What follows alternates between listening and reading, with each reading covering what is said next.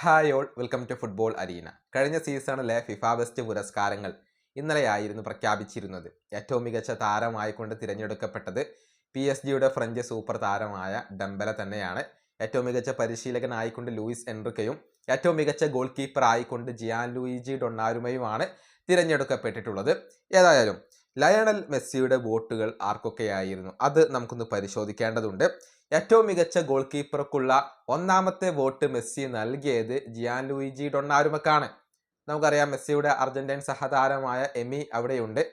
അദ്ദേഹത്തിന് രണ്ടാമത്തെ വോട്ടാണ് ഇപ്പോൾ മെസ്സി നൽകിയിട്ടുള്ളത്. അർഹതപ്പെട്ടവർക്ക് ആദ്യ വോട്ട് നൽകുക എന്ന ഒരു പോളിസിയാണ് ഇപ്പോൾ മെസ്സി പിന്തുടർന്നിട്ടുള്ളത്. അതുകൊണ്ട് തന്നെയാണ് ഡൊണ്ണാരുമക്ക് ആദ്യത്തെ വോട്ട് അദ്ദേഹം നൽകിയിട്ടുള്ളത്.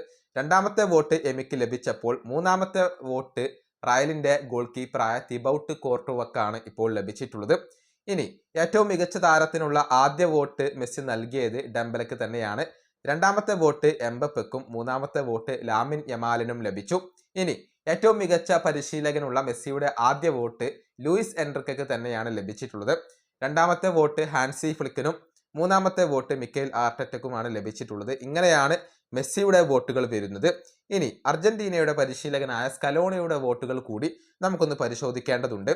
ഏറ്റവും മികച്ച താരത്തിനുള്ള ആദ്യ വോട്ട് എംബപ്പയ്ക്ക് ലഭിച്ചു. രണ്ടാമത്തെ വോട്ട് പെഡ്രിക്ക് ലഭിച്ചു. മൂന്നാമത്തെ വോട്ട് ലാമിൻ യമാലിന് ലഭിച്ചു. അതായത് ഡംബലക്ക് വോട്ട് നൽകാൻ സ്കലോണി തയ്യാറായിരുന്നില്ല. ഏറ്റവും മികച്ച പരിശീലകനുള്ള ആദ്യ വോട്ട് ലൂയിസ് എൻറിക്കയ്ക്ക് ലഭിച്ചു.